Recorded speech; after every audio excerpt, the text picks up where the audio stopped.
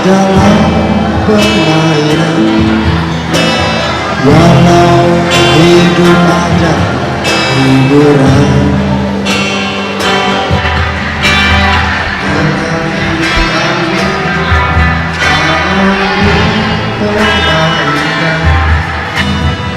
Dan kami juga bukan hiburan.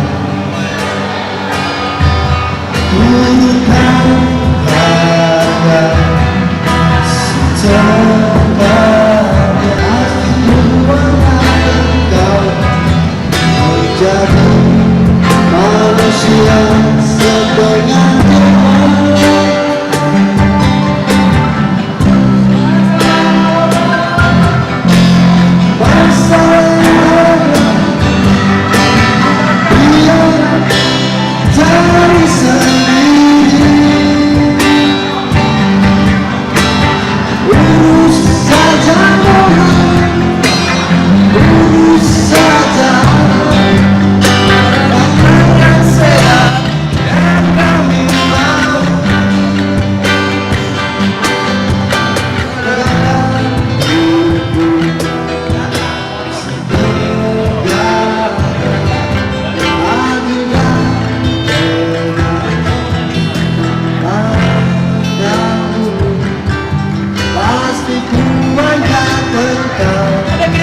Menjadi manusia setengah jiwa.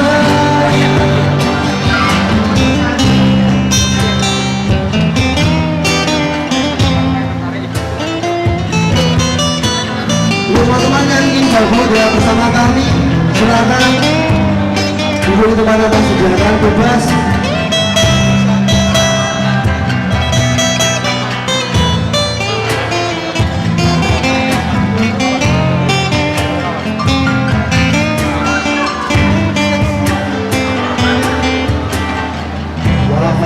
Presiden kami yang baru,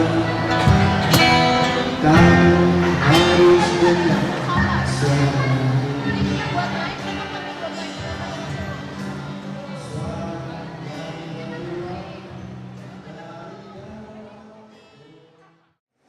Hari ini kita akan mencoba melihat sebuah film. Film ini karya dari Dandi Laksono, seorang jurnalis di Indonesia, berkisah tentang bagaimana dilema Indonesia yang kaya sumber daya tapi di sisi lain manusianya ditindas. Setelah film kita akan ngobrol-ngobrol, kemudian ada jeda untuk musik sejenak, kemudian kita sesi berikutnya bisa ngobrol-ngobrol lagi, dan nanti akan ditutup oleh pembacaan puisi. Hari ini sangat istimewa. Ada 3 puisi yang akan dibacakan. Puisi karya dari Wiji Tukul. Siapa Wiji Tukul nanti kita kenalin pas penutupan acara. Selamat menyaksikan, teman-teman. Sekarang ini saya di permukaan dari ketinggian 4.650 meter dari tambang lestari, mana di sini lahan atau ladangnya Indonesia.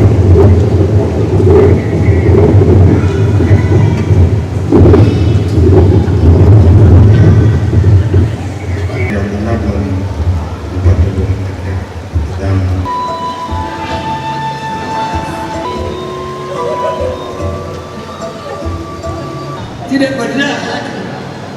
Jadi sekarang Itu saya kerja betul. sekarang masih terlibat semua kegiatan. Saya betul.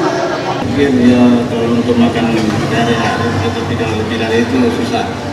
Susah.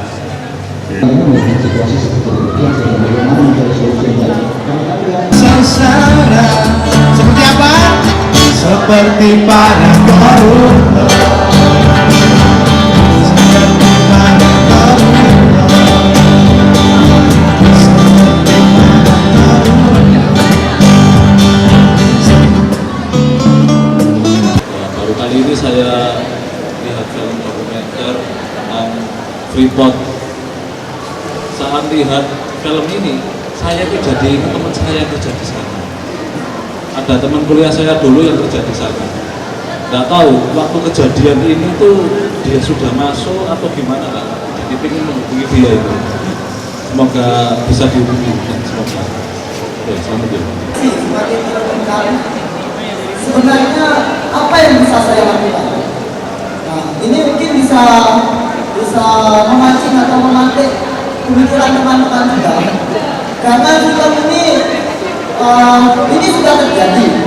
Freeport sampai sekarang masih berdiri. Bahkan sampai sekarang masih hangat-hangatnya dibicarakan mengenai kasus Papa Minta Saham. Melihat film tadi, kan pertama kali dalam yang usia adalah saya itu gajinya $600, $700, kelihatannya menggiurkan. Tapi setelah dirupiahkan, mereka bekerja gaji sekitar 3 juta itu kelihatannya kok wow banget. Tapi berikutnya saya tahu ternyata standar hidup di sana itu lebih susah lagi. Jadi mungkin 3 juta yang di sana itu ya jadi sejuta yang cukup. Yang berasa ya berpikiran itu ternyata di negeri yang sekaya itu, di pulau yang sekaya itu. Pertama ketika melihat video tadi, perasaan saya langsung merasa seperti saya juga sama seperti apa yang sudah dioperasikan masyarakat warga Papua tentunya. Saya juga sebangsa, saya tidak setanah air dengan mereka. Tapi menjadi ironi ketika melihat video tadi, saya sendiri ya miris sebagai orang yang hadir di sini, yang duduk di sini, tapi pemikiran saya ke situ tadi, ke Freeport. Saya membayangkan juga betapa pelitnya mereka, maju kena, mundur kena, tidak bisa buat apa-apa. Intinya kayaknya ya seperti tadi, mereka ditindas hak mereka sebagai warga negara. Namun saya juga bertanya ya, secara refleksi filosofi sama ideologis, pertanyaan saya ya, di mana peran pemerintah, di mana hati nurani mereka, di mana hukum itu saja. Dan sampai saat ini seolah masih ada hukum yang belum diselesaikan. Dan menjadi persoalan itu yang menggugah saya, apalagi ini tambah lagi, baru tambah lagi. Itu yang menjadi pergulatan saya, refleksi saya sebagai sesama warga negara Indonesia. Film ini tidak akan, mungkin kita tidak akan tahu, kita tidak akan tahu apa yang terjadi di Freeport, kita tidak akan tahu wacana apa yang sebenarnya mereka perjuangkan kalau tadi tidak ada video amatir, kalau tadi tidak ada orang-orang yang bermental baja meliputnya. Sedangkan sekarang media, ya kita tahu sendiri sangat berpihak. Misalkan ya pihak yang mereka menentukan, tentu saja. Katakanlah sekarang sidangnya SN itu seolah-olah Freeport ini netral gitu ya posisinya. Mereka itu terlihat bahwa dia ditolobutkan banyak sekali pihak, dan seolah-olah dia nggak punya salah apa-apa, tapi yang punya salah adalah kita yang punya. Ya, setelah melihat film tadi saya baru tahu ternyata kalau di Indonesia ini ada wilayah yang masih terjajah dan kondisinya juga ini seperti itu, sedangkan kita di sini masih bisa tidur nyenyak, masih bisa senang-senang, sedangkan mereka di sana seperti itu. Dan keterkaitan dengan hak asasi manusia yang diperingati pada hari ini, saya menganggap bahwa kita sebagian besar negara Indonesia itu belum merasa adanya kebebasan, karena masih ada ketakutan yang baik secara langsung maupun tidak langsung diucapkan, itu sebenarnya tuh masih ada. Hal kecil saja yang kita lihat bahwa saat ini tuh banyak rumah-rumah yang memiliki gerbang. Takut karena nanti adanya pencuri, kemudian takut nanti adanya kejahatan. Nah, secara tidak langsung pemikiran kita sendiri yang menganggap bahwa kita tuh sebenarnya tuh belum merdeka. Dengan demikian, hak-hak kebebasan kita pun untuk berpendapat ataupun untuk melakukan segala sesuatu pun masih terikat dalam lingkup pemikiran kita sendiri. Dan ide gagasan pemikiran kita tentang paradoks-paradoks yang kita temui di kehidupan kita sehari-hari, khususnya terkait dengan hak asasi manusia, seperti contoh kasus di Freeport tadi, dan masih banyak contoh-contoh kasus lainnya. Hadir di tengah-tengah kita di sini ada dari Pak Simon dari Fakultas Filsafat, ada Pak Datu nanti bisa berbagi juga, Romo Widya, Pak Victor yang nanti akan mencoba memberikan kita perspektif hukum terkait apa sih perspektif hukumnya hak asasi manusia itu. Saya mencoba menyorotinya dari sisi tampangnya dulu. Saya rasa kalau saya menyoroti sisi hak prisoner, karena semua masih akan sampai pada kesimpulan ketika terjadi hal yang kita lihat tadi, yaitu pelanggaran HAM. Cuma kalau kita lihat tadi mengenai kreatif paradoks tadi kaitannya dengan tambang, jadi ketika kita perlu baca sejarah, ketika tahun demokrasi terpimpin Soekarno dengan Khairul Saleh ketika itu ingin membuat sebuah proyek di mana menempatkan tambang-tambang itu di bawah kekuasaan negara sepenuhnya. Khairul Saleh dari partai yang berlatar belakang berubah yang mengikut Malaka, kemudian di tengah jalan ketika kemudian itu Soekarno kita lihat tadi turun di tengah jalan, kemudian muncul Undang-Undang Nomor 1 Tahun 67 tentang penanaman modal asing. Nah, ini sebenarnya sebuah, jadi undang-undang yang pertama kali dibuat oleh rezim Soeharto ketika itu adalah Undang-Undang Penanaman Modal, bukan undang-undang yang lain. Itu tahun 67 dan nomornya itu nomor 1. Nah, ketika itu kemudian berlaku, lalu kemudian kontrak karya dengan Freeport itu dibuat.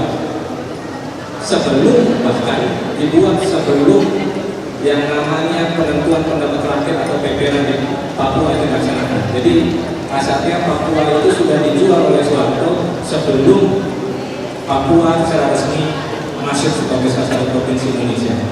Itu pertama yang harus kita lihat bahwa memang Papua ini niatnya sudah digadaikan oleh sebuah rezim. Nah, kemudian mengenai kontrak karya, jadi begini, kalau dalam perspektif hukum ketika kita ingin membuat kontrak, maka posisinya berarti equal, setara. Jadi misalnya saya dengan Romo, misalnya Romo misalnya mau sewa suatu barang yang saya miliki, entah itu villa, mansion, private jet, nanti buat happy ini kan misalnya saya dipanggil. Nah, Romo ini kan imam. Secara struktur misalnya antara hubungan umat dengan pemimpin, maka pastinya saya support dengan Romo. Tapi ketika benar-benar terjadi, maka saya equal dengan setara. Nah, ketika kontrak karya dibuat oleh pemerintah Republik Indonesia dengan Freeport, itu artinya pemerintah sudah menempatkan posisi setara dengan korporasi dalam hal eksploitasi sumber daya mineral. Nah, itu yang perlu kita garis bawahi bahwa rezim hukum yang dibuat di awal itu menempatkan negara dengan korporasi itu setara.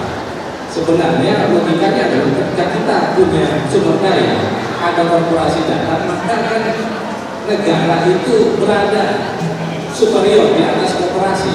Logikanya kan harusnya begitu. Ketika kita ingin bilang bahwa negara ini berdaulat dan memiliki hak atas sumber daya yang kita miliki, tapi itu ketika terjadi kontrak karya, itu kemudian posisinya jadi terbalik. Jadinya kemudian negara merendahkan dirinya setara dengan korporasi. Nah, ketika kemudian Soeharto turun tahun 2009 karena muncul tekanan-tekanan mengenai minerba, maka tahun 2009 dibuatlah Undang-Undang Mineral dan Batu Bara. Dan akhirnya dulunya tambang-tambang mineral batu bara itu menggunakan sistem kontrak karya, kemudian digantikan dengan sistem izin. Nah, izin itu kan secara ini sebenarnya sesuatu yang sebenarnya dilarang kemudian dibolehkan, kan begitu. Nah, kontrak karya digantikan oleh izin sehingga posisi negara itu berada di atas korporasi subordinat. Korporasi tidak bisa. Jadi sewaktu-waktu misalnya negara cabut izin itu bisa terjadi. Beda dengan kontrak. Kontrak kita tidak bisa putus kontrak sebelum kita, tapi ketika kita tidak izin kita bisa cabut semau kita. Nah itu artinya posisi negara sudah di atas. Nah permasalahannya adalah kontrak karya sudah dibuat tahun 91 berlaku 50 tahun. Ini yang terjadi gonjang-ganjing sekarang ini kan adalah proses transisi. Transisi itu menuju rezim izin dari kontrak karya beralih ke izin, dan dalam undang-undang itu ada mekanisme bahwa 49% saham itu harus diinvestasikan ke penanaman modal dalam negeri. Bisa BUMN, dibeli oleh BUMN, bisa kemudian dibeli oleh pemerintah. Ini yang tumbuh, yang bisa muncul dalam bentuk orang-orang pengusaha proyek macam Reza Hadid atau macam para oligark lama macam Setia Novanto. Nah, jadi sebenarnya ini rumit, dan saya rasa kalau pendapat saya secara pribadi pesimis dengan masa depan perlindungan terhadap Papua dalam hal sumber daya tadi, apalagi membuat kemudian report misalnya dengan kaki dari Papua. Saya rasa mungkin kalau misalnya itu terjadi, saya rasa mungkin pemerintah kita dapat hidayah yang luar biasa dari Tuhan sehingga memberikan itu. Saya sangat pesimis, dan saya berani kalau misalnya itu terjadi, saya berani jalan kaki dari UKBC sampai Wisma Mandala.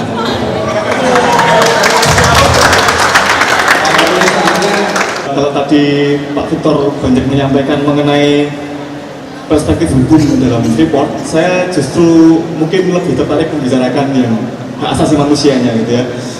Tapi bukan hanya di Freeport saja, di Papua sendiri yang hasil buminya sangat kaya itu sudah ya nggak sedikit ya pelanggaran HAM, bukan hanya di Freeport, tadi termasuk disebutkan ada di Merauke gitu ya, di Situkul, Marsinah, dan satu lagi Munir gitu.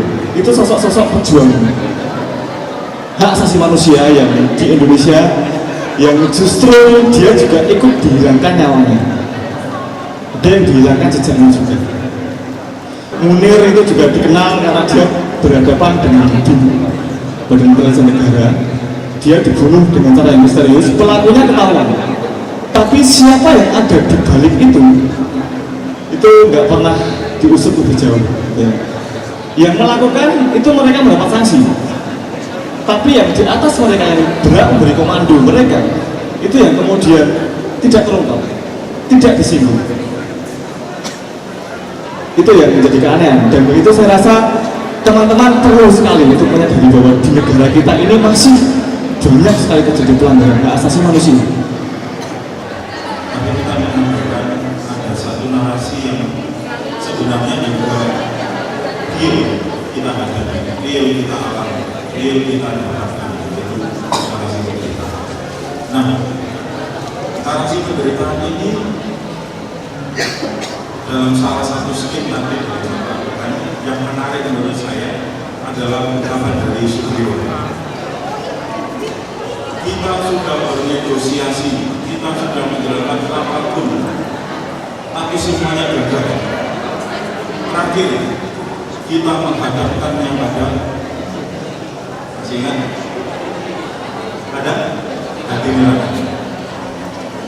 Jadi keseluruhan film ini artinya syaratnya dalam ini sebuah narasi penderitaan yang mengungkapkan hati nurani. Siapa hati nurani siapa? Ya siapapun yang menyadari bahwa sebenarnya kejadian di Papua, nanti kalau teman-teman menemukan juga di Kalimantan, tentang sawit, tentang masih Kalimantan, atau juga kita berhadapan dengan narasi penderitaan yang membuka hati nurani. Maka tadi pertanyaan teman dari bisnis menarik, iya gitu ya, apa yang bisa saya lakukan tadi juga semuanya bilang apa yang bisa saya lakukan. Nah, teman-teman itu kritikan hati nurani kita, jangan dibiarkan. Kita melihat bahwa di sekeliling kita memang kayak itu sudah tidak zamannya, atau kayak jadi bersih.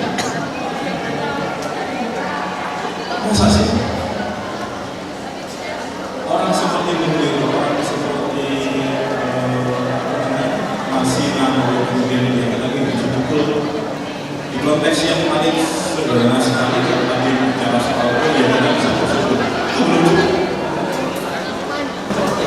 Bersyukur saja belum cukup. Kalau apa? Ada hal yang bisa kita lebih lakukan. Kita punya macam-macam panggung. Ini salah satu panggung. Nanti di medan kerja kita juga salah satu panggung. Di setiap panggung itu, apakah kita mendahulukan kedengaran? Di setiap lini yang kita bangun, lini yang kita kerjakan, apakah masih ada hadiran yang kita? Kalau tidak ada hadiran yang kita bukan manusia. Kita ini manusia, kita bertahan atas hadiran yang kita dapat.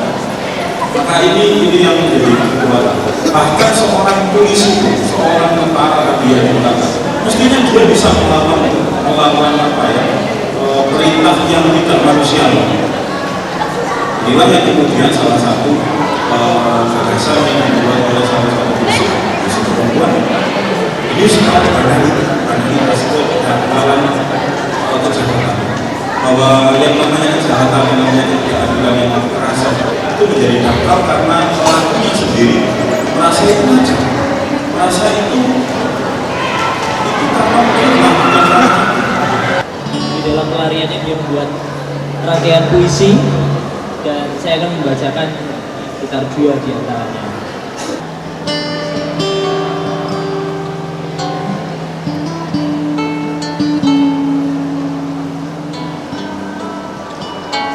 Bernafas panjanglah. Bernafas panjanglah. Jangan ditelan kalut. Jangan dimakan takut. Jangan berlarut-larut. Jangan surut. Bernafas panjanglah. Walau tuang, walau pengap. Bernafas panjanglah kau dan kau, para korban.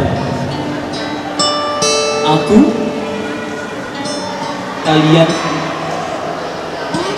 semua.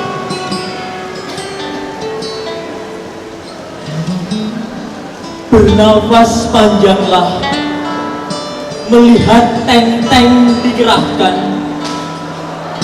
melihat tentara-tentara mondar-mandir berselendang AK-47. Bernafas panjanglah, melihat para aktivis ditangkapi, para kambing hitam yang diadu.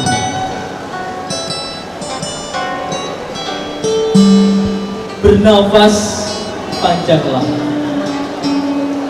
dengan segala pemutar balikan fakta. Tapi bagaimana mungkin jika mereka menulis dengan sobekan daging, laras senapan, dan genangan darah.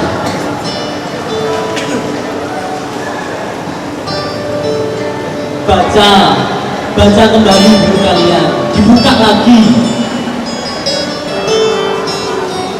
Bernafas panjanglah dengan akal, dengan hati, dengan nurani.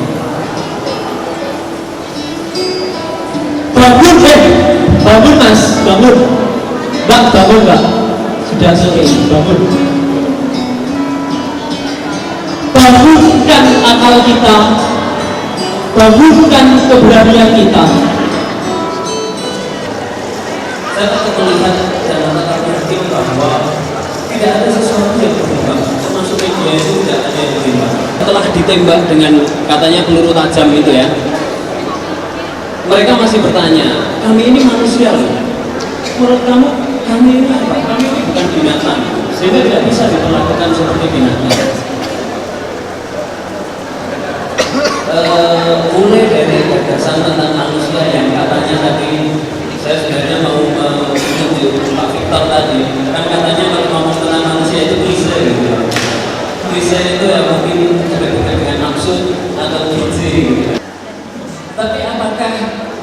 sungguh yakin bahwa kita sudah benar-benar diperlakukan sebagai manusia. Tadi banyak sekali contoh yang katanya kontra, katanya kita setara, tapi tidak diperlakukan sebagai manusia. Kalau diperlakukan sebagai manusia itu lalu diperlakukan seperti apa?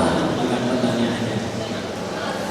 Saya cukup yakin juga barangkali kita seringkali ngomong hal, katanya Declaration of Human Rights, gitu ya kan, asasi manusia, gitu ya. Tapi persoalannya apakah kita tahu atau sadar konsep manusia seperti apa ya yang sehari-hari kita abaikan itu. Meskipun itu langsung dikotor juga dengan pertanyaan, memang lu bisa ngapain? Ya maksimal bisa apa? Bisa belajar giat, kan? Atau ya bisa taat pada peraturan, membuang sampah pada tempatnya. Oh gitu kan? Haleluya saudara-saudara. Tapi begini, saya tetap meyakini bahwa keadilan itu tetap bisa dikejar. Kita masih mahasiswa, kita bukan ketua DPR, kita bukan presiden, maksimal kita hanya bisa memaki-maki yang inisialnya Setia Novanto ini. Ya karena disembunyikan juga ketahuan gitu kan. Disembunyikan apa FN, Setnov, tahu semua gitu. Maksimal kita juga cuma bisa mengkritik, terus mengkritik ngapain? Ya, di situ kita kosnya berhasil, kita nonton kalau diskusi gitu. Ya kalau diskusi ya, kalau bisa tempatnya yang dibikin yang enak, nyaman gitu kan. Ya, lalu apa yang bisa dilakukan? Kita buka internet, kita ikut change.org gitu ya. Lalu kita minta perubahan report dinasionalisasi gitu ya. Yang 10 tahun itu sudah sepertinya kalau semua rakyat Indonesia setuju di internet. Siapa yang menggetarkan suaraku, yang menggetarkan udara? Getaran menyalahkan pita mulutku bicara. Sama-sama mereka yang jongkok menghadap selokan. Rakyat biasa yang tenaganya luar biasa, siang malam membangun. Maka jadilah otot-otot kota, berdirilah gedung-gedung, menghamparlah jalan raya. Rakyatku menggali, ditimbuni batu-batu, mengaspal jalan-jalan mobil. Rakyatku diam, tak disebut-sebut. Rakyatku bisu, tapi di dalam gelap pipi kadang melengu seperti sapi diperah tanpa waktu, seperti kuda beban digebuk tanpa waktu. Rakyatku adalah pencipta surga di dunia, meski ia sendiri tak pernah mencicipi, sebab surga telah dijelat habis-habisan, sampai hutan-hutan ikut terbakar. Rakyatku adalah pelayan setia yang hendak bekerja dengan gembira dan bangun pagi lunasi hutang. Indonesia, negara dengan ketuhanan yang Maha Esa, sehingga Tuhan jadi jawaban akan semua persoalan.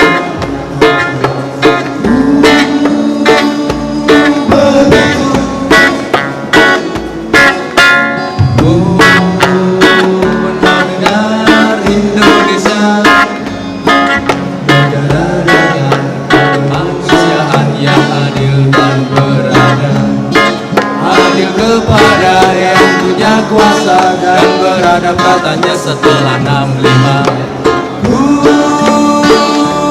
Begitu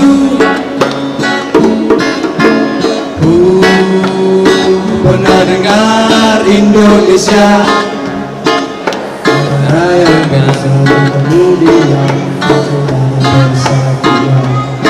yang adu kuat dengan persatuan yang lainnya.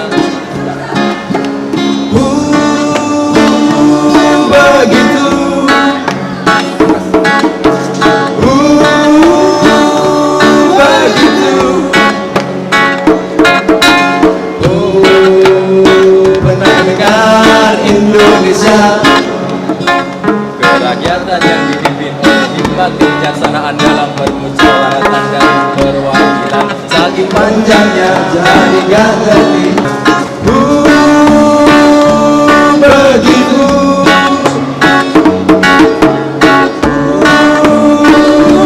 begitu pernah dengar Indonesia, keadilan bagi seluruh rakyat Indonesia. Sayangnya semua hadir sudah terbeli oleh yang mampu membeli. Begitu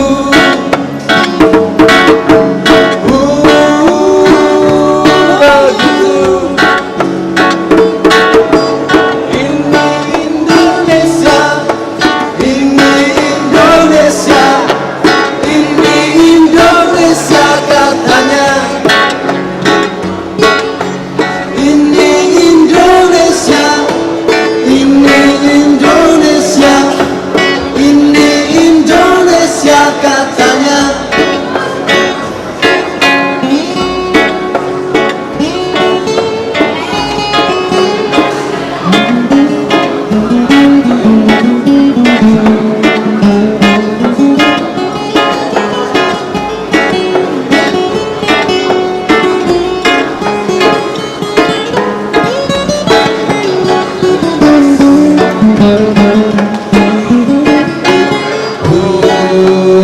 Pernah dengar Indonesia, negara dengan ketuhanan yang Maha Esa, sehingga Tuhan jadi jawaban akan semua persoalan yang gak terjawab.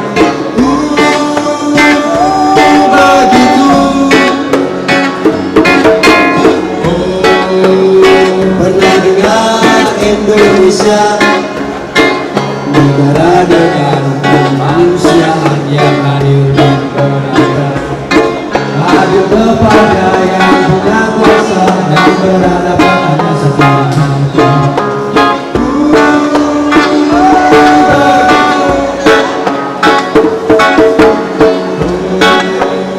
Pernah dengar Indonesia,